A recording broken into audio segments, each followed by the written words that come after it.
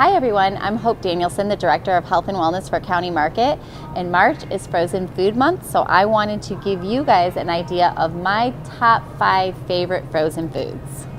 So my first favorite frozen food would be frozen vegetables. I'm always talking about how we need to add more fruits and veggies to our diet, and this is a very economical way when you think about it, because you can buy things when they're out of season and it cooks up very quickly. Plus it has all the nutrition still in the bag, because when you pick frozen vegetables, they're picked at the peak of ripeness, so all those nutrients stay with the vegetable. So it's one of my favorite ways to get vegetables in my diet, and they cook up probably within 2, 3, maybe even 4 minutes tops. My next favorite frozen food item would be frozen fruit. I am a big fan of smoothies, and my kids love smoothies too, so having frozen fruit on hand is always a great idea because it gives it that icy kind of milkshake consistency.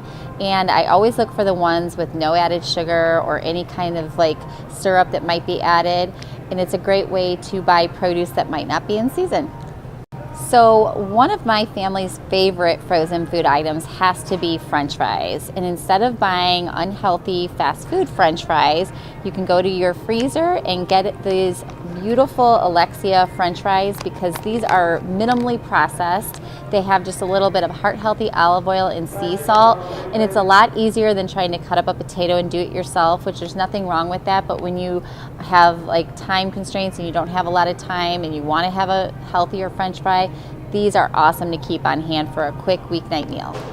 So another one of my favorite frozen foods to always have on hand is sprouted grain bread. Sprouted grain bread is super popular right now, but it's one of my favorites because it has very little preservatives, not a lot of salt or sugar added to it, and it's whole grain. So what I do is I keep it in the freezer and just pop out a couple of pieces the day I'm going to use it, and use it for toast in the morning or a quick sandwich for lunch.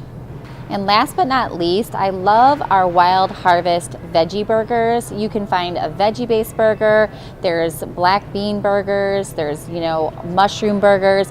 It's nice to have a non-meat protein-based burger sometimes. So it can be hard to find those in fresh categories, so it's wonderful when you can just go over to the freezer and find these veggie-based burgers that you can have for like a meatless Monday idea or something on the grill in the summertime. I always have these on hand, even for a quick lunch.